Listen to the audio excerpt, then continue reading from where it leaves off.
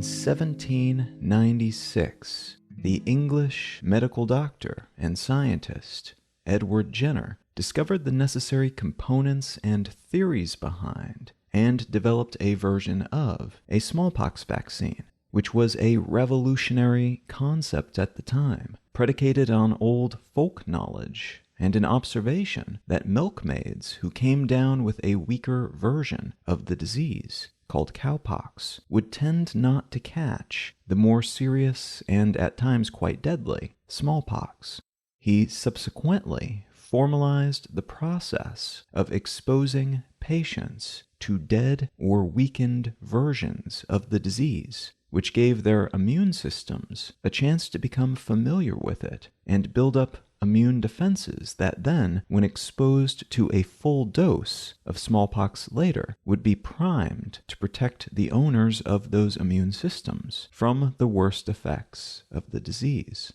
This is the same general concept that many modern vaccines utilize. And again, at the time, it was quite an important innovation, but also an innovation that was almost immediately exploited by criminals hoping to take advantage of the popularity of this vaccine. Existing snake oil salesmen pivoted their product promises to claim that their miracle oils cured and protected users from smallpox as well. But new fraudsters also emerged, claiming to provide their customers with legit weakened smallpox components, when in reality they were providing something else entirely. Usually something harmless, but something that would not offer the promised and desired protections, which could then later lead to harm, because those receiving these fake treatments would think they were protected and behave accordingly.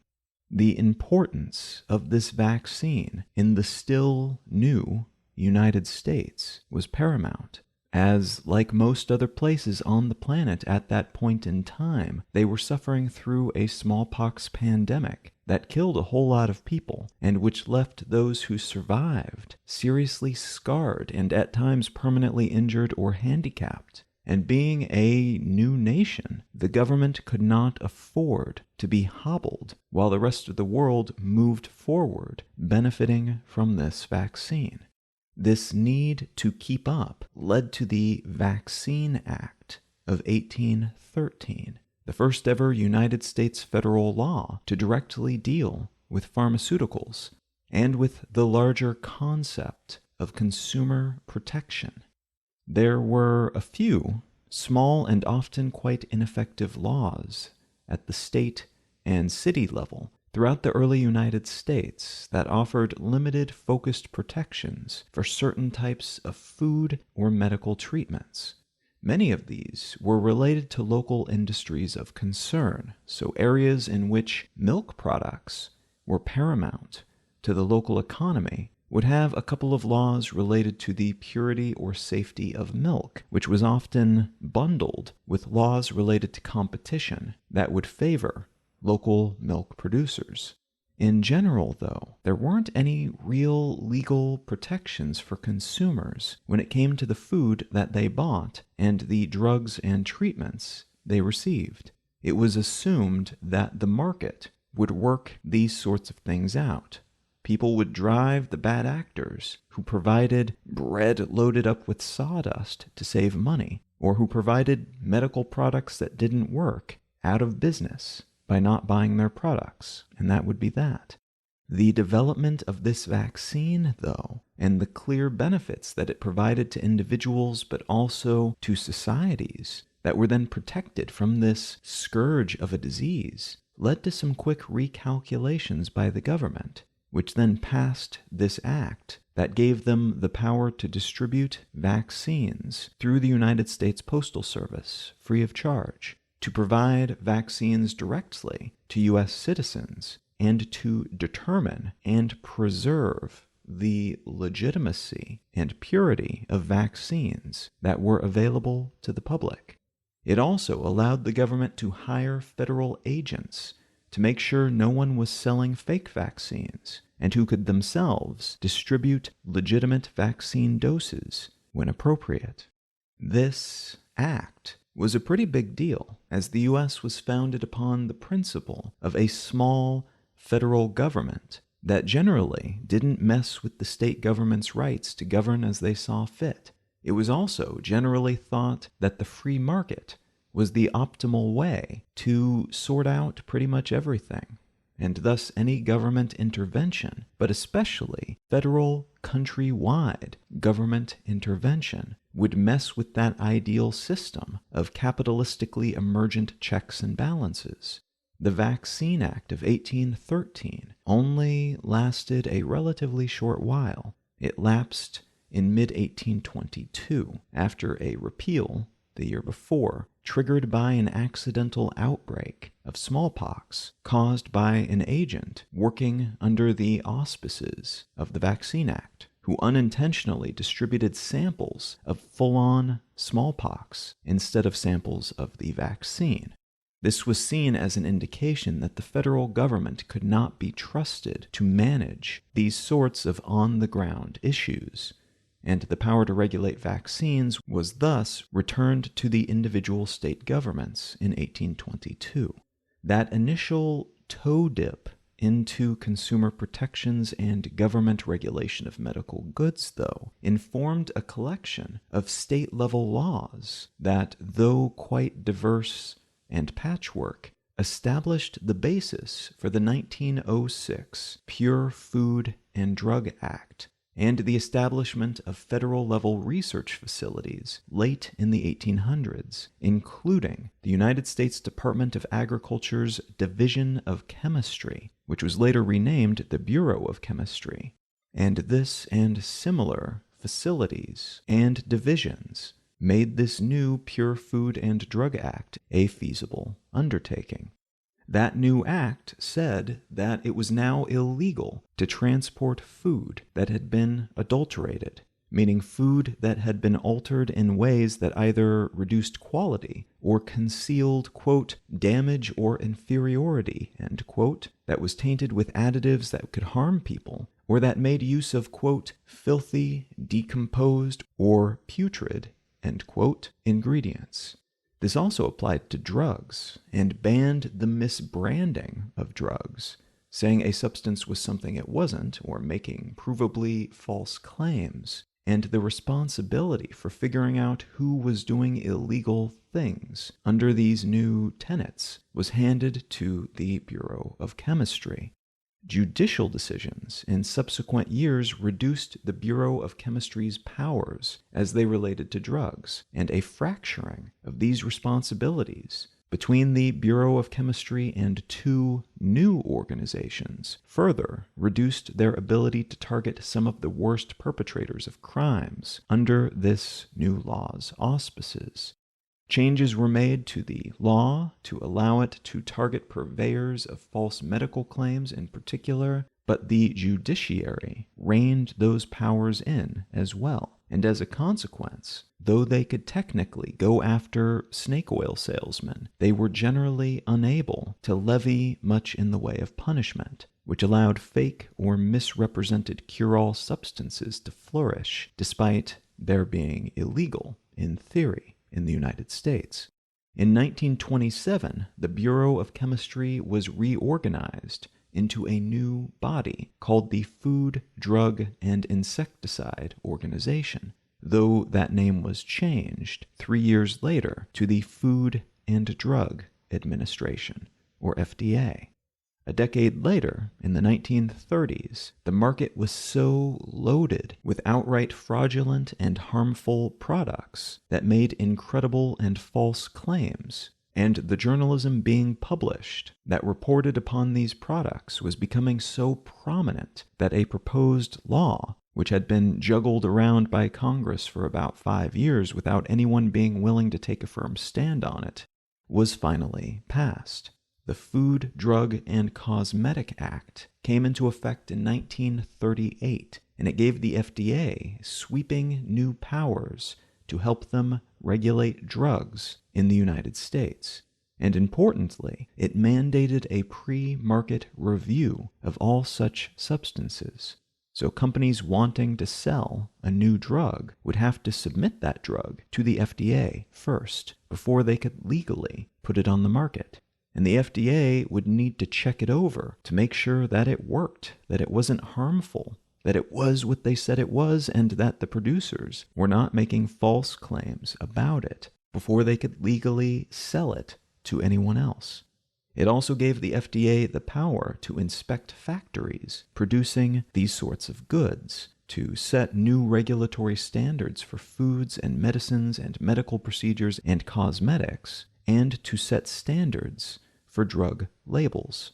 This act has been amended heavily in the years since, in some cases giving the agency more power, and in some cases heavily truncating those powers. But it remains central to the FDA's authority today and is the foundational structure of how the medical, food, cosmetic, and related industries are structured and practically function within the United States, and as a consequence, throughout much of the world as of the early 21st century.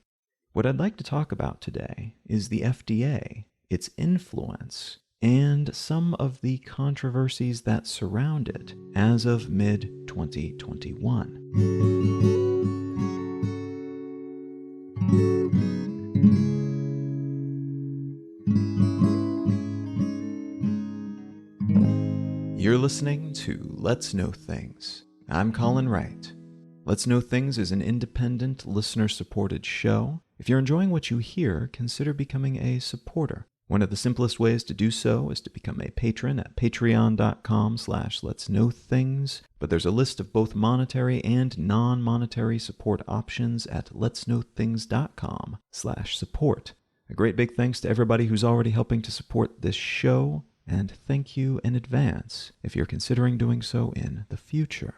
All right, let's get back to the show.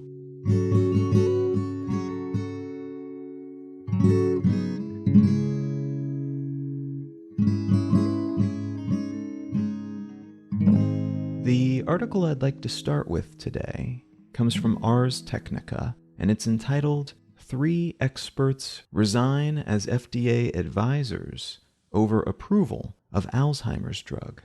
In early June of 2021, the FDA approved an antibody drug called Aducanumab, sold under the pharmaceutical brand name Aduhelm.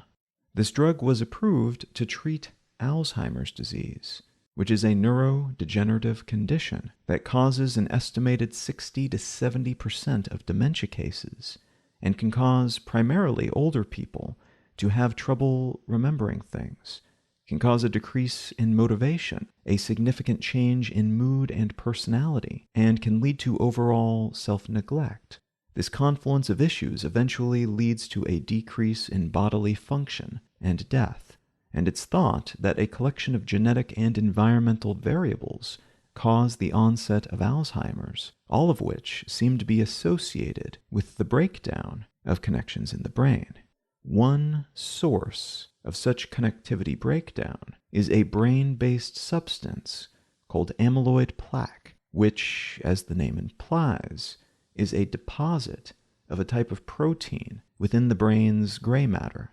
and which is associated with the slowing and blocking of certain types of communication channels within the brain. It is not the only seeming source of such communication breakdowns, nor is it necessarily the most important or even a direct source of the symptoms that emerge as a consequence of Alzheimer's. But it is one component of the larger collection of brain changes that is used to identify Alzheimer's in patients, and it is thought to contribute to the degeneration of a patient's memory, thinking, and so on.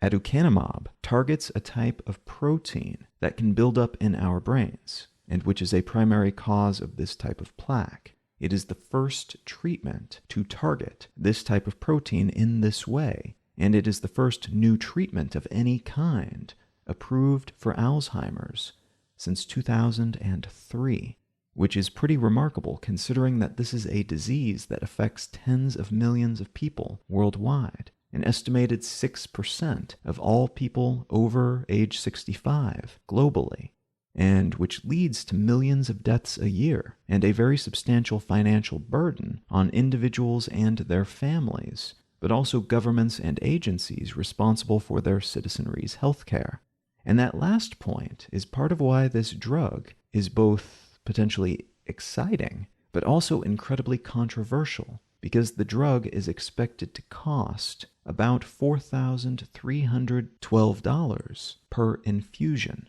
and patients will require an infusion every 4 weeks, which means the annual cost of the drug per patient will be about $56,000. And that's $56,000 a year for potentially every single one of the, for instance, more than 6 million Americans who suffer from Alzheimer's, and a similar percentage of the population for folks in other countries around the world. A cost that, in the United States, would more than double the government's national health insurance program, Medicare's, annual drug spending, raising it by something like $100 billion each year, in part because Medicare almost always covers FDA-approved drugs and treatments, and in part because the government has very limited ability to negotiate the costs of such drugs and treatments under its current mode of operation. So even though independent analysts have said that they believe this drug is actually worth somewhere between $2,500 and $8,300 a year, based on fair market assessment of what was involved in its development and what is involved in its production and deployment,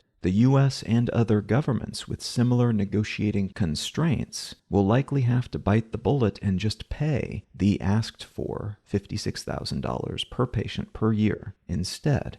The number of people who are expected to live well past age 65 and who thus may require such a drug in the future is also expected to grow massively, globally, in the coming years. And that's great, but it also means that this figure is expected to grow fairly steadily, adding to the overall costs healthcare systems that accept it as a valid treatment will be expected to pay. Another important point of controversy here, though, is that this drug doesn't necessarily work, and the FDA seems to have embroiled itself in a decent-sized scandal by deciding to approve it in the first place. This drug's effect is predicated on a popular theory, the amyloid hypothesis, which refers to those proteins and the plaque buildup they can cause that I mentioned earlier. But it's not a sure thing that removing this plaque or preventing it from building up will actually do what we hope it will do, ameliorate the symptoms of Alzheimer's. Trials for this drug, which attempts to do exactly that, to prevent the buildup and to eradicate some of that plaque, began in 2015, but they stopped in 2019 because the results never reached the threshold required to be able to claim clinical effectiveness, which is a fancy way of saying that it didn't seem like the drug worked, based on the trials that they had done in those preceding years. The company behind the drug, Biogen, announced a few months later that after doing some additional data analysis of the results of those trials in partnership with the FDA, they noticed that some patients had seen better results than others, though those results were still mixed and inconclusive. They announced that they would try to get FDA approval based on those scattered, more positive results, even though their overall results were not promising. The FDA, for their part, seemed to support their pushing ahead with this, much to the surprise of pretty much everyone else who was knowledgeable enough of what was going on and what the data said to have an informed opinion about it.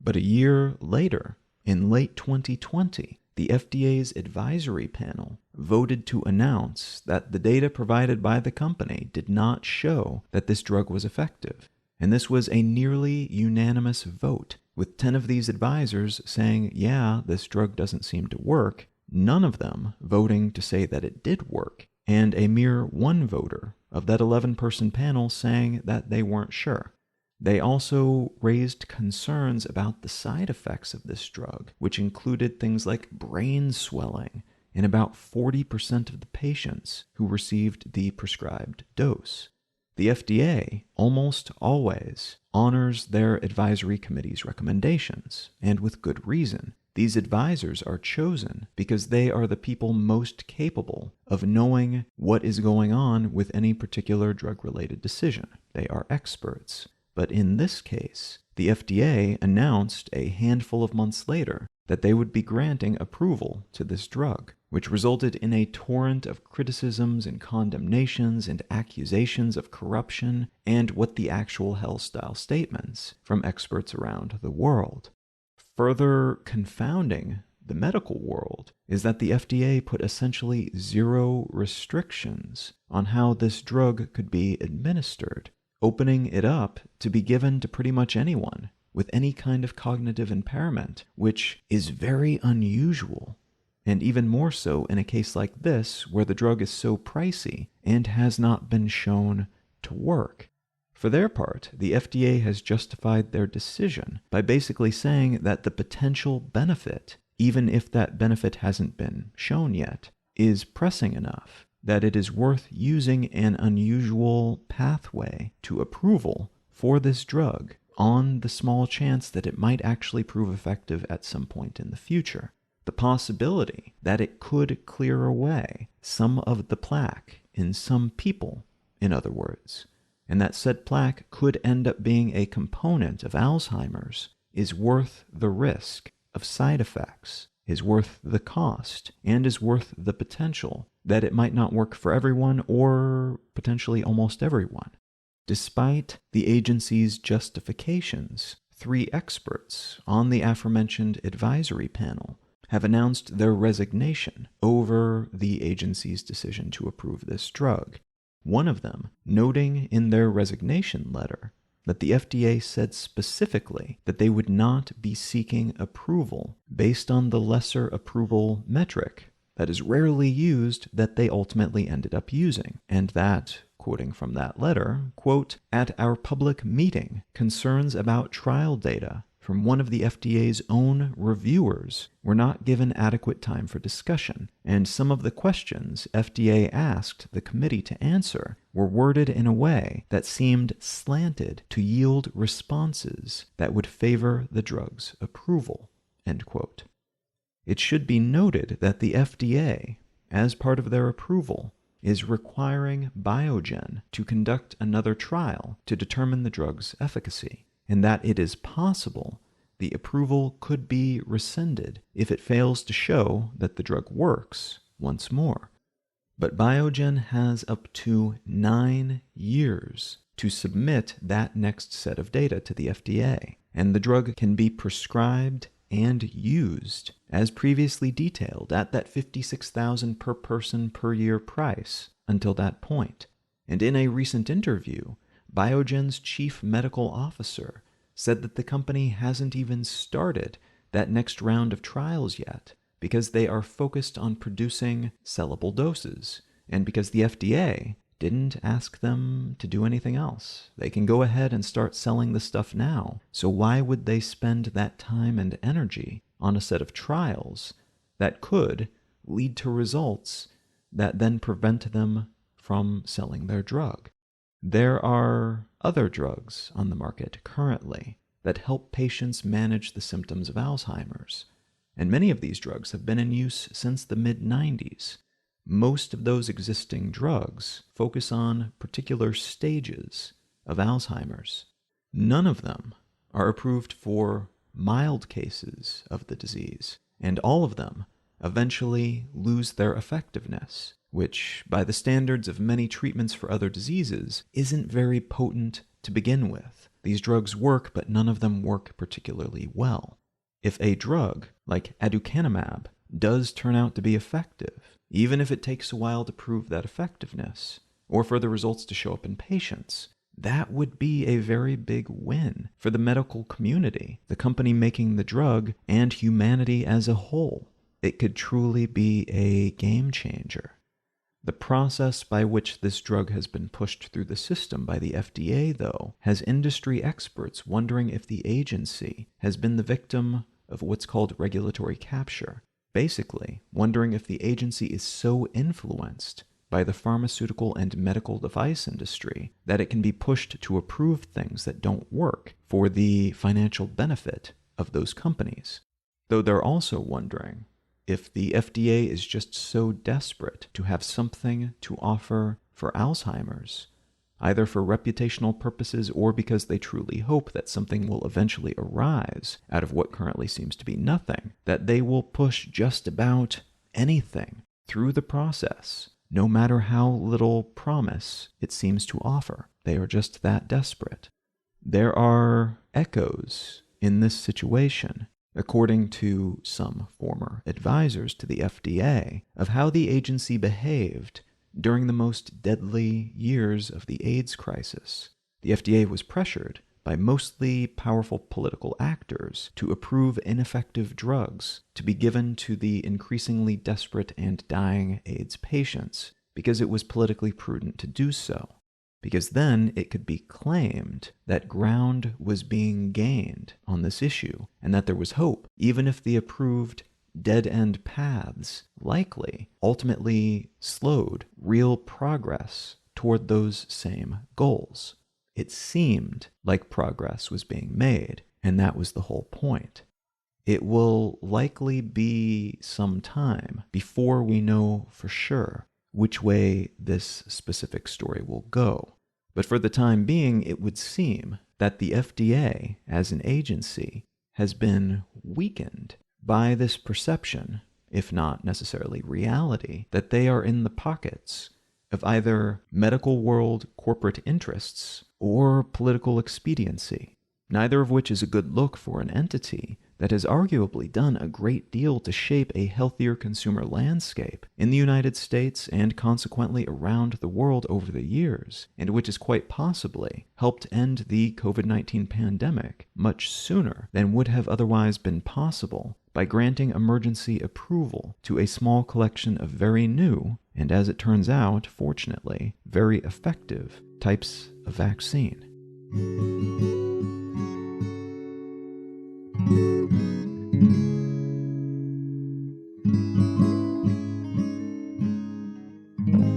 If you're finding some value in what I'm doing here on Let's Know Things, consider becoming a supporter. There's a list of different ways to do that at letsknowthings.com/support, but one of the simplest non-monetary ways to support this show is to leave a quick review wherever you get your podcasts, share the show with a friend who you think might enjoy it, or share your favorite episode on social media. A great big thanks to everybody who's already helping to support this show in some way, shape, or form, and thank you in advance if you're considering doing so in the future.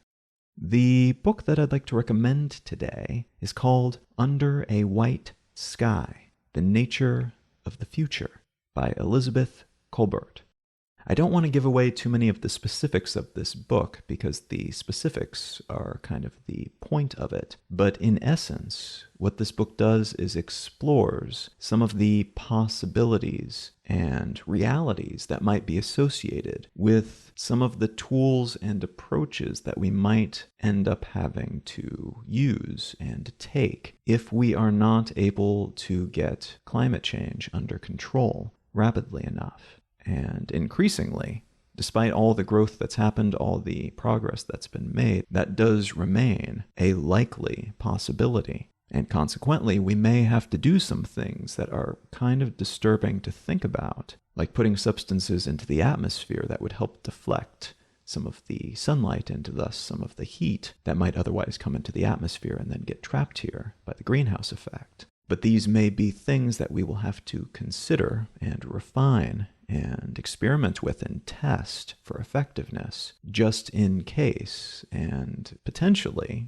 ideally, I would argue, ahead of time to make sure that we have them in the barrel just in case we need them. Now again, this is not a pleasant thought, and these are approaches that I think should be last-ditch efforts. But at the same time, again, because of how long we waited to actually act on this on scale, those last-ditch efforts might actually be necessary, and thus it is probably a good idea to make sure they work and figure out how they work and how best they work before we actually have to apply them on scale, if that does in fact prove to be necessary. Now, if any of that sounds interesting to you, consider picking up a copy of Under a White Sky by Elizabeth Colbert.